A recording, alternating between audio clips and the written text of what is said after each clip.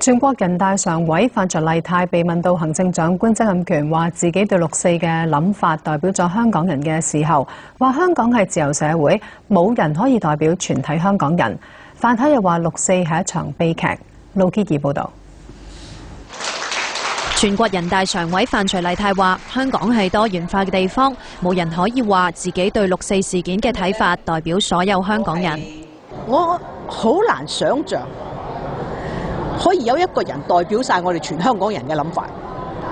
我認為呢個係實際上係冇乜可能嘅。我亦都從來唔會話我係代表香港人嘅諗法，因為我可能係代表一部分嘅香港人嘅諗法。我唔可能代表全部香港人嘅諗法嘅嚇。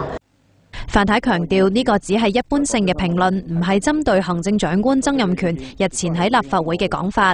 強調自己作為全國人大常委，唔適合直接評論特區政府嘅事。范徐麗泰話：國家目前對六四事件已經有一套睇法，但仍然未能忘記六四事件嘅人未必會接受。佢相信適當嘅時候，國家會重提事件。至於佢自己就認為事件係悲劇。我認為呢件事係一個悲劇。亦都希望大家咧，從呢件事裏邊得到教訓。